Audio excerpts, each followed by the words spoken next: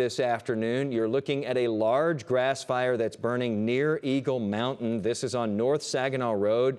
You can see a lot of smoke from this one. You can see that whole line of flames there. There is a neighborhood not across the street, but so far we don't know of any homes damaged or threatened. There is a neighborhood across the street, not across the street.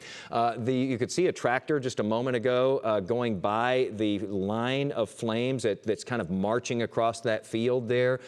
We would imagine that is probably to try to at least get rid of some of the fuel for this fire. You can see that it has already blackened some of that area there. As we look closer here, you can see that we don't see a lot of first responders and fire trucks and so forth on the scene out there just yet. That doesn't mean that they're not. It's just where we're looking right now. We don't see them able to be throwing water on that fire. And now we're getting a better, I think that gives you a little bit better scope there of how much area we're looking at that has already been charred. I believe that neighborhood of homes that we said was just across the street is where we're sitting right now as we're looking at that fire.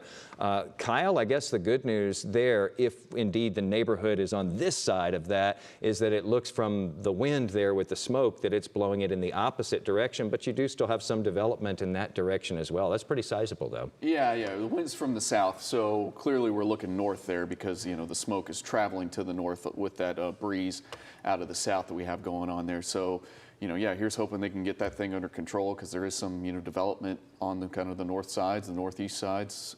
There you see some sort of business, industrial site there. Exactly. It looked like there was more development too as you look further to the right as well. And this fire, as we're seeing it now, is burning not too far away from all of that.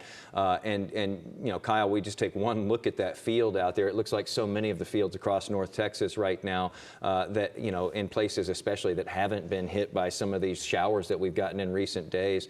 It looked pretty bone dry out there. Everything's pretty brown. And now you're seeing those first responders out there, no, things are dry. And the other thing that's going on is obviously it's so hot out, and the humidity actually has been pretty low. It was pretty low yesterday, it's pretty low today too, and that's why we've been talking about, the western portion of North Texas had elevated fire danger this week.